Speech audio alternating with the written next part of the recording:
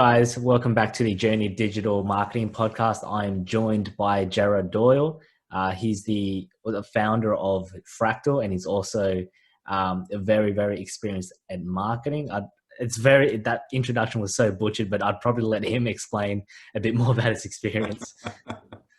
Look, thank you, Jason. I'm like the old guy of digital marketing, right? So I started doing digital marketing in 1996, and that means I predate Google. And that's the way I always say. That was actually when I was born, by the way, 1996. So that's like my experience is your life. Yes. Yeah. Oh my goodness. So that's crazy. That's where I'm at. And look, I still do the digital stuff. I consider myself like like a mechanic that still likes to get on the tools. I think if you get too highfalutin, you get too far away in the clouds and you don't touch things, it doesn't work. But at the same time, I'm trying to help businesses. I'm trying to help businesses get digital, to adapt, to be disruptive, whatever it needs to be, go direct to consumer. I'm trying to get that blend, right? I'm trying to get that blend between digital execution, but I use it for experimentation, and strategy and experience of launching my own startups and running my own agencies. So I'm trying to blend all of that together, my entire your life worth of experience into consulting for companies. And that's what I do. So look, we can talk about digital, we can talk about strategy, we can talk about startups, founding companies, whatever you want, we can cover it all. Yeah. Well, to be honest, what the thing that I'm really interested in, because basically what you do is you consult with these companies, build up that go-to-market strategy and everything to the point of them hiring a CMO, and then you also help them build that execution team around it. Is that right? So I've run, as you know, Jason, I've run a few big digital marketing agencies around the world. Yeah, and for big corporate clients, it makes sense to outsource all of that work. And look, my personal view on this is that it's absolutely important that brands, medium brands, still own their marketing, right? The marketing is still an essential part of your business. And so you can't outsource everything. But at the same time, you also can't necessarily have a huge stack of marketers sitting inside a small company, right? So what's the compromise? And so my compromise is to be, I describe myself as a consultant who rolls his sleeves up, although I'm wearing short sleeves. But the idea is that you come up with a theory, you come up with a strategy, you help advise the business. And it's not just advising them and saying, oh, this is what I think you should do. It's then taking it and going, okay, now let's go to market and test it. Let's spin up some Facebook ads, run some Google ads. Let's actually see if this stuff works. Because it's one thing to cite a whole lot of reference material, do a whole lot of market research, do some amazing PowerPoint slides and give a big deck at the end of it and go, there you go, there's $40,000 worth of work. I much prefer to come into it and say, well, you could pay for all that and it's really expensive.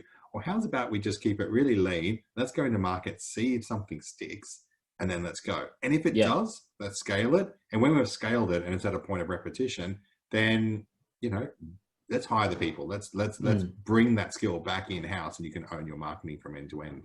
Yeah, sure. And I think when you talk about your working with these companies, you've basically had experience on different sides of the spectrum. You've worked with companies like Xbox and Budweiser and a couple of other big names that I forget, but now you're working with these startup companies trying to build these innovative companies. So I'd love to know the difference between working with both of them and kind of your experiences, trying to build those strategies around them. If you can talk to that. Yeah. So look, it's interesting. One of the tests I do when I'm talking to a client, and I say this out loud, and anybody listens to it hang on, you give me this test, Jared, but it's a credentials test, right? And innovative companies are more likely to be impressed by the innovative ideas or strategies of the companies I work with than necessarily the brands. And so if someone is more impressed that I did some digital marketing for Coca-Cola, than they are about how I maybe helped a small startup scale or found a position for a small product, then they're probably a little bit off the market. And look, the reason is, Coke was great, but paid search for Coke, digital for Coke, really? I mean, look, the marketing, the brand, the positioning, the strategy, everything was done. I mean, it's Coca-Cola. They have this nailed. I'm just doing the execution. Do I really learn anything? Look, I learned the fundamentals. I learned from the best brand sort of managers out there with a company like Coca-Cola. And I still believe that it's important that people stick to fundamentals of marketing. There's a whole lot of gurus out there that come up with a hack and they like, it's a trick, right? It's not. The fundamentals of marketing and what you need to do with marketing still exist. So I've got that discipline. And look, I think for a lot of them, what they're trying to achieve is a different point. What you're trying to achieve when you're a $50 billion company is very different when you're a $5 company. And people get confused. And even with sort of successful startups, so like Netflix or Canva or whatever it might be, and Uber, you think, oh, that's what they're doing, that's what I need to do. But their evolution's ahead of where you maybe need to be. And so dialing that back is critical. So, for me, actually the on the ground skills is the experience of working with so many different startups, including my own, and having that experience. And my experience matters a lot, right? So I've had success, I've built companies and I've sold them, but I've also had failures where I built companies, I raised money, and then I had to leave. Like it just didn't work. That's as important, I think I learn more from the failures than I do from the successes, it sounds like such a contrived thing to say, but it's really easy to have success and go, oh, I had success because, whatever I did was exactly right. Yeah, it could have been luck. When you fail, you tend to know exactly why you failed. You tend to be able to drill and go, oh, that's what I got wrong. Somebody repriced the market. They reframed the way we considered something, and you go, oh, I got that completely wrong. Okay, great. To be on one side and see, you can lose a market simply because somebody raises more money and they just outmuscle you. When you experience that, it's a lesson you never forget. Yeah. And that's kind of what happened with you and, is it Zippy? Yeah. So Zippy was a business that I founded in London before I came back to Australia. So it's 8 years ago. Yeah. We raised money. Look, there were a lot of mistakes with Zippy. I could talk for half an hour on things that I got wrong with Zippy. But one of the market things that happened was somebody else, Rewardle, went to market. They raised more money. They didn't necessarily have more revenue. They didn't really have a revenue model. It was always, we'll get to that later.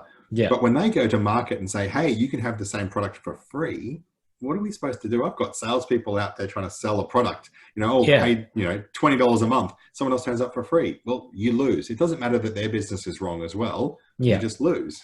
I won't let that lesson happen again, I guess. Yeah. Well, how do you overcome that? Because there's a quote that that sticks to my mind. It's like the fundamental rule in marketing is that the one who's willing and able to spend the most money wins. It's like a Ryan Dice quote. And it kind of speaks to the situation where this person is basically price gouging everyone in the market. How, as a business, do you compete with that? Do you have to come in cheaper? Like, are there any ways you can overcome that? Well, first, was that a bit of a complex? Yeah. So big question. Look, I always advise against competing on price. Competing on price is the poor man's marketing.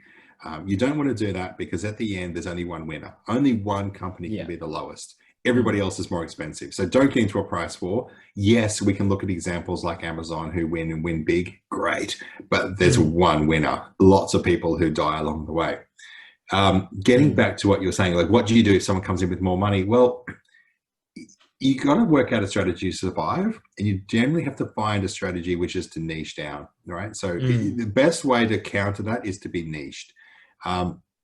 Look, I wouldn't necessarily say that people who spend more money win, but better marketing will win. So, okay, here's my complete bias as a marketer, is that better marketing will win over a better product, right? The reality is that Coca-Cola is the brand we're speaking about.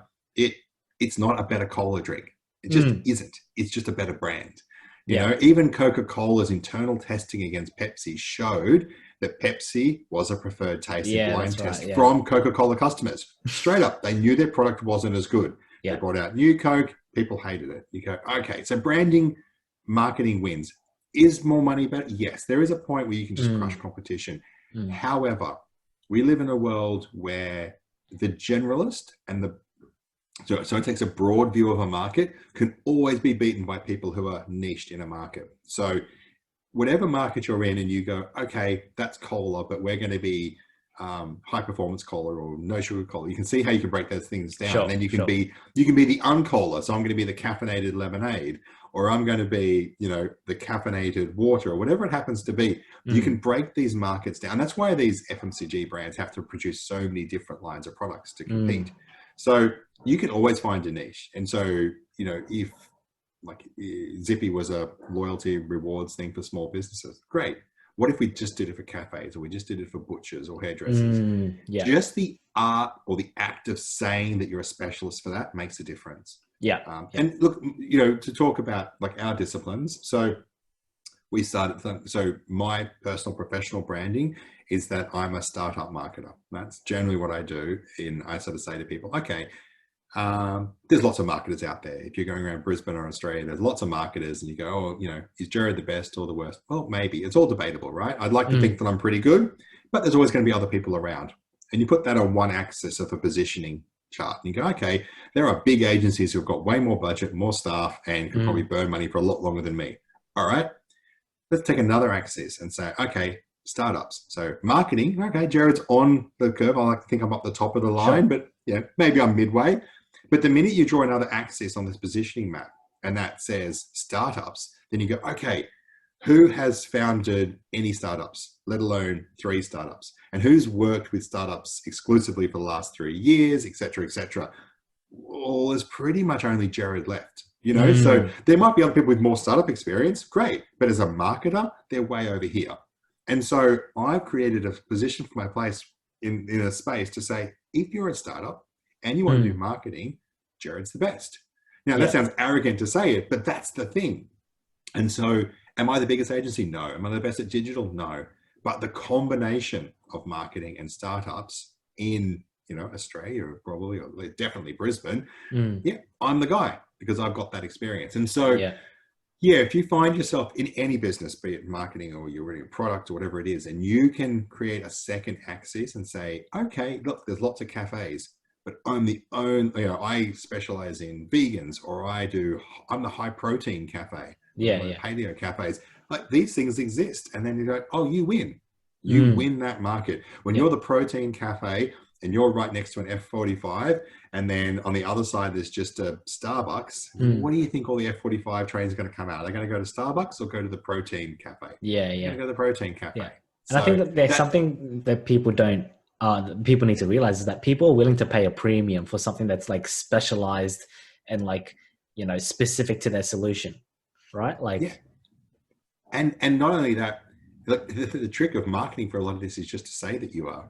It's just, so you can be the specialist just by not doing other things, right? So you don't actually have to be better at one thing. You just have to say you don't do something else. So there's plenty of brands out there that say, hey, you know, we're a hard beer brand. We don't cater to hippies. Great. That's their positioning. Is it any different? No. You know, they just do things in their marketing that upsets another part of the market. So I mean, look, I think the combination of good product positioning and good marketing is the best. Like, that's going to win. But the wonderful thing about marketing is that you can just represent something, and then that's what it is, you know? So for the most part, people can't tell the difference between the actual product. Yeah, for sure. I think, like, what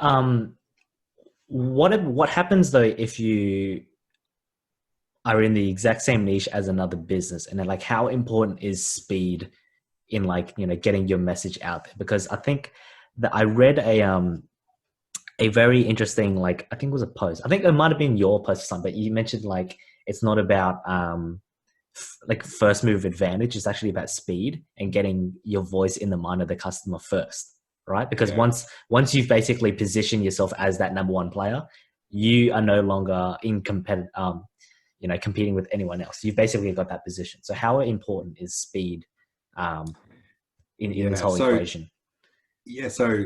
Well, you know, you kind of paraphrased me there. I think I'm paraphrasing other people, of course. It's not my idea. But first to market that nobody knows about. So what? You know, you're the bear in the forest, right?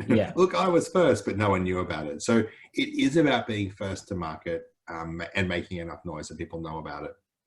Establishing a brand foothold, establishing yourself as the leader in that market and the brand, and then it's up to everybody else to challenge you. You know, that is the key. And you can, if you establish that reputation, everyone will have to challenge you.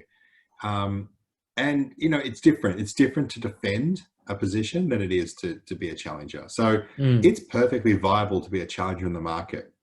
and sort of say, okay, they're the market leaders, so you can pick them unless you want to do this. So, okay, Uber's the leader, but we're Sheba and we do it.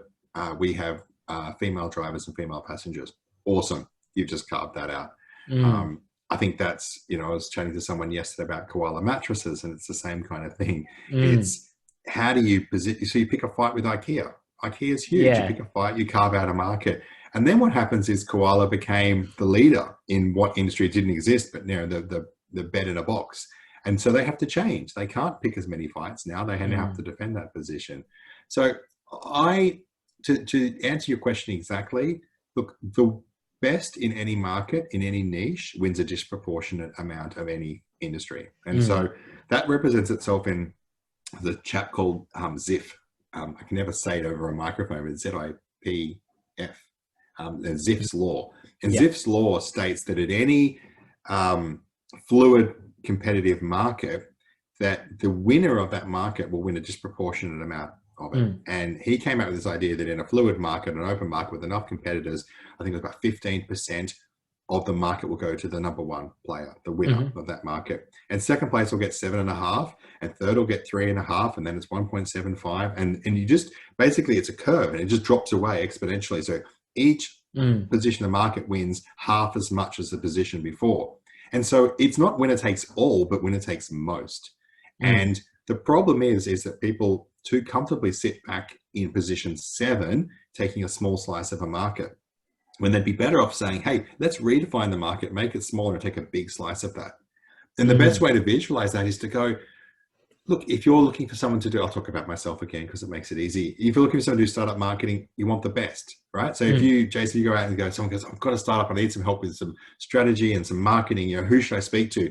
You're not going to say, well, Jared's the best, but I'm going to recommend my third favorite. Like, they can go, what the hell? Like, why are you not recommending Jared? Same with restaurants. You don't go out and go, hey, would you like to go out to my third favorite Indian restaurant? It's like you may as well punch him in the face, right?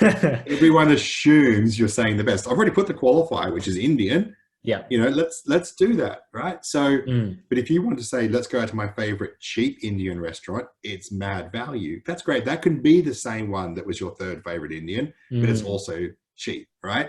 So you want to be the recommendation, and the recommendation is always the best. And so you have to be the best at something. If you're always third and fourth, you're never going to get those recommendations, and you're going to suffer. So, race out, make people aware of where you are, establish a foothold, and then defend that. Yeah. And if you have to, and if you start getting, look, the risk is if you get too big, then people can start carving you up. If you become Uber, then, people can take a slice out of you. But generally speaking, Uber's still going to do 90% or whatever it is, 70% of the rides in Australia because they're the market leader. That actually, that makes me think about all these businesses that are kind of trying to do the same thing, but also businesses that think just because they say something, it doesn't mean that they necessarily are that, because I think you bring up a really good point. To kind of stand out in a market, you can niche down, you can be different, you can be the vegan cafe, you can be the paleo cafe, but it also, just because you say it doesn't mean that you are. And I kind of think about because all I see on Facebook is like these e-commerce businesses trying to be like Gymshark, selling athleisure, they're basically the same thing. They talk about, we're this type of company. We are this, we are different because of this. But to be honest, when I look at it, like from my perspective, they all look the same. Like, can you speak to that about just because you say something, it doesn't necessarily mean that you are? And how do you actually position yourself? How do you really niche down to actually convince customers that you are what you say you are? Yeah. So, look, I mean, you can say you are something to a certain degree and people will buy into that, right? So there's some truth in that. Yeah. But people will ultimately see through, I guess, a lack of authenticity. And so for me, look, the most important marketing skill to have is empathy. Empathy of what your target market, your potential customers are looking for. What do they want? Where are they at? So, you think about activewear. Look, there's an oversaturation of activewear in the super fit market. So people who are really, really fit. Yeah. But where I see it being interesting is that next level, right? So what is it to be, you think about, like shapewear. You know, that's a different type of activewear, and the difference between activewear that is actually sports performance or it's fashion first, and there's different levels of these things. And I think it is just about recognizing what is the problem that you're solving and being really true to that. And if you can do that with an empathetic approach and it's real, then it makes a lot of sense. I think some people try to focus too much on the distinction between like some of the emotions around the activewear brands. They try to get a little bit too niched in particular things, and like it's like perfumes. They just want to be slightly different, but it's not that kind of market. I just think there's so many opportunities to be completely different. I look at things and go, where's the activewear brand that's positioned for like the over 40 dad bod kind of thing, right? Like just totally different. Okay, it's great. We get the sexy images of like perfect people. There's a brand online, like this is slightly different, but there's an underwear brand, Australian brand it does, called Step One. And they're just like Lycra short underpant things for like men. Like it just exists. They're kind of like, they're not high performance. They're not pretending or anything. The guys in the ad are big, right? They're not, these are not high performance athletes, not really, but it's a kind of activewear brand. And you go, that's a niche, right? That's something you can go after. And I think, for me, that's the key thing. It's kind of going, okay, I've got a different demographic. They've got different problems. Too many people cram in, and really their inspiration was they want to be like another brand. If the reason you launch is you want to be like another brand, where's your driving force? Where's your reason for being? And you can imagine what's their mission statement. Their mission and vision is going to be so contrived. It's going to be sort of, oh, really? What do you want to do? Oh, I kind of just wanted to have a brand like that other brand. Like I just wanted to copy them, but I wish I was them. It's like, well, that's not going to work, right? So, mission and vision statements, sure, slightly contrived sometimes, consultants' dreams. But, why did you start the business? Why did you get into it? And if you can be really true to that, I think you will find a market. So I don't get the oversaturation in these smaller markets. There's brands that are already out there leading it. There's demographic separation between the different brands. I was just looking at Lululemon. I look at women's activewear, and you just sort of have these Lululemon, Lorna Jane, Michelle Bridges, it's like like three tiers, and they're class tiers, and they're different, and the price is way different. But I do look at Lululemon and go, I don't think I'm ever going to see an Olympian tearing down a track wearing Lululemon. Like, it doesn't make sense, right? That's not where they're positioned. That market still exists for your Nike, your Adidas, etc. Right? Sure. So they have that market. You take that and go, what's the difference between someone walking around a Westfield shopping center if one lady's wearing Lululemon and one's wearing Nike? Like, it's different. It says something different. But on a track and field, it's the opposite. If someone gets out, so Lululemon's going to be the more sophisticated money. Maybe it's more appropriate. I mean, I'm still on the fence about the appropriateness of activewear out in society, but let's put that aside. It's different, right? So going shopping in your activewear and the brand you wear is totally different to being on the track. So whilst Lululemon's like super expensive and it's a real show-off brand walking around a Westfield, great. You go out into the track and line up wearing Lululemon, you're going to get laughed at. And so it's about being fit for purpose. So look, my main thing is around empathy of the customer.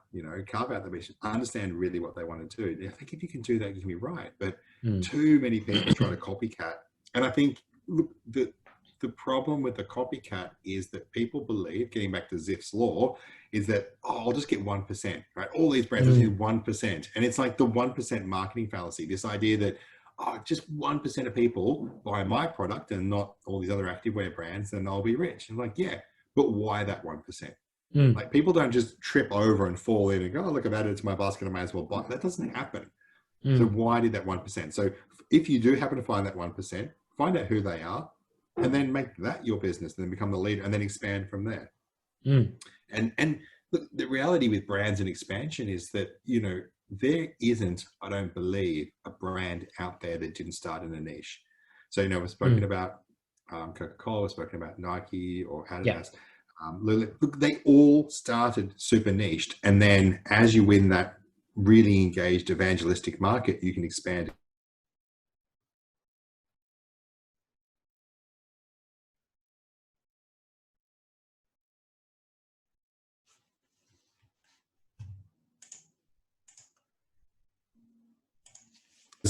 ex-track runners. Like it was such a niche market. And now you look at everywhere they're going, right? So you can do that, but you don't get to start. And to the point we made at the beginning with these big brands, Nike has earned the right to have a huge market. Like they've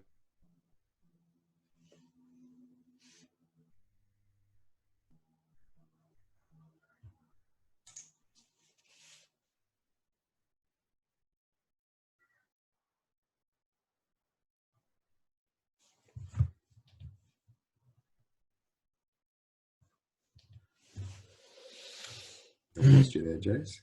Sorry, I think my internet connection's unstable. I think. Are we all good? Yeah, we're back now. I can hear great.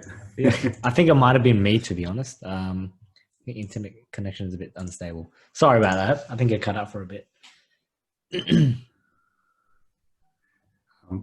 Anyway, we'll chop it and edit it. And we'll come back and we'll like. Yeah. So we are back. So I think you're kind of talking about that 1% law, like the Zipf's law, about how there's a fallacy between people thinking that if they only get 1%, right? If they only get 1%, but reality is you really need to niche down and figure out like that core customer base, and then from there, then you can expand, right? Because exactly.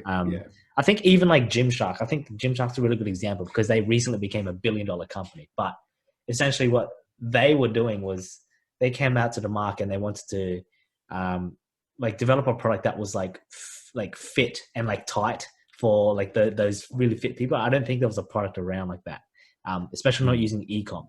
And then from there, they found their core customer base and it just kept expanding to the point where everyone was wearing Gymshark. So, what would you say to those people though that are like building businesses with no point of difference, but are literally just doing it for the sake of money? Like, what's the? Look, I mean, sometimes those businesses work, but it comes down to network and scale and sales and pushiness. And to me, that's not the kind of business I like working with. So I like to work with founders who have a real vision. And I think we're not in a market anymore where that works, right? So, you know, back in the olden days, so before you were born, Jason, everyone used to watch the same television shows. So, you know, in Australia, everyone on a Saturday night would get around the TV and you could watch Hey Hey Saturday. That was like the last of the everyone watched it shows. That doesn't exist anymore. We're not all homogenized. We're not all considered the same. And so I just don't think you can get away with that anymore. I don't think there is another mass consumer brand that's going to be able to launch the way it used to do. You know, these brands that are established now, that's kind of it. Like you've now got to grow differently. So I don't think there's a market for it. I think that time has passed, and I don't think the generations coming through will even accept that. There's no even concept about conforming and being normal. It's about being, I expect to find exactly what I need for me. Yeah. And so I think anyone who's launching a business and thinks they can apply 1980s marketing models is just kidding themselves. It's just not going to happen again. So what would you say to those business owners that have been around for 20, 30 years? And there's obviously a shift in the digital space to, everyone using technology, social media and stuff. Basically, like marketing is congruent with digital marketing. It's basically the same thing these days. Like, what would you say to these people using old business models, like outdated marketing? Because I speak to a lot of founders and they talk about, we do like pamphlet drops and, like guerrilla marketing tactics. You know what I mean? Like, what's your... Yeah, look, I think the rate of disruption, and disruption is not a good thing, right? As a general rule, disruption is messing people's lives up. So I don't aspire to disruption. But the speed of disruption and change in the market is so fast that, if you don't adapt and evolve, then you've got no chance. And so smart companies know that. And if you look at the big companies now, the highest value companies in the world now, Amazon, Google, Facebook, are constantly innovating and adopting an Apple. And they're trying to change. They're trying to learn new things. They are not standing still. You classic story of Netflix, they had a great business, but they're willing to adapt and move. Google will always try new products and fail. Facebook has launched a number of products that just fail. They keep launching failed products, but they know they have to keep doing it because if you stand still, eventually someone's going to get you. And so this idea that just because you're successful now means you're going to be successful into the future has never been more false than it is today. And, you know, for me, that's what I'm seeing, the rising tide of businesses who are saying, I think we need to do something different. And look, there are businesses, always the last business standing, right? There's always that last retailer, that last business that's able to hold on and get there right to the end until they're not. And, you know, if nothing else, the aging population and generational shifts will mean that eventually those businesses will disappear. And it's going to happen. And you can hold on for a while. And people talk about, you know, often the last brand, the last, say, retail brand that survives does quite well for a while until they don't. Yeah. You know, honestly, I look at JB Hi-Fi and go, it's a great brand. Like, they are doing so well. Of all the people out there, they're doing really well. But I can't, like, if they don't innovate, if they don't keep going and keep adapting, eventually they will lose. They are winning now as everybody else disappears, but eventually they will lose on that model because they cannot buy that many square foot at a Westfield and those big stores and attempt to compete with online retailers for commoditized goods. Like, it just cannot work. Yes, you can be the last, and they're doing well at the moment, but unless, you know, if they stay the same, I'd bet heavily against them in 10 years because they're going to need to innovate. Will they? They may well do, right? You can't bet again. I mean, businesses can change and you can adapt and you can be the last one. But I think, you know, Kogan and that approach has shown, and Amazon has shown that, you know, you just can't compete. And again, as we said before, like, just don't compete on price. Yeah. And it really, it kind of reminds me of like these outdoor furniture companies as well, like retailers. You know, everybody's buying online these days, and it's very, very hard to compete. And I think, like, is there any way these companies with not necessarily a flawed business model, an outdated one, is there any way these companies can compete through like innovative marketing? Is there, or is it just shifting to digital? Oh, no, absolutely. Look, it's not about it. You can absolutely, if you've got the brand, you've got the legacy, you can absolutely still compete in this market, and you've got the opportunity to beat anybody else into it. So you can be, I mean, we spoke about Lululemon, right? They are crushing it with their e-com because they were ready and they were building that business up and they were moving away from retail, control the end to end. And yeah, they're in a much better place. If you've got a brand and you've got trust at the moment in retail stores and your outdoor furniture, you can absolutely leverage that trust and experience and that brand and that market leading position to be better than anybody else. You know, reimagine what you're doing. Is retail about actually moving units, or is retail now about experience? You know, does that whole thing need to change? In other words, what if you change from the idea of it being retail to just being showrooms? So, because it's kind of like that anyway, but they pretend, right? So if I turn up to an outdoor furniture company and say, like, that's the table I want, and then they say to me, oh, 6 to 8 weeks to get it delivered. You just sort of think, hang on. So you're slower than online. I've gone in, it's there. Why can't I have it? Like that's such a bad experience. And my outdoor table outside, that was actually the case. Now, we were kind of locked in. It luckily got here just before last Christmas and we were kind of okay, but I was like, that was a bad experience. If I went and just got to experience a massive showroom, see everything that I wanted, got the support and everything, and then you just buy, and then it gets delivered like an online experience. That's different. And I spoke about Westfield. I kind of imagine that Westfield will ultimately become something that's full. Like, they'll have their anchor tenants at either end, and everyone in between is going to be a brand. It's going to be an experience, and you're going to go in to the Nike store, the Adidas store, the Lululemon, the Lorna Jane, the Bose, the Apple store, and look, you could buy something there, but it's more about being in the experience. It's about having people support you and then making the transaction elsewhere. And if you're an end-to-end, if you're direct to consumer, you can do that. If you're Apple, you don't care. If I walk out of that store, go online and buy it, I don't care. It's the same thing. If I'm Bose, I don't care. It's the same thing. If I'm Lululemon, I don't care. There's still a place for tangible, but I think it's more about experience than it is about the actual stack 'em high products.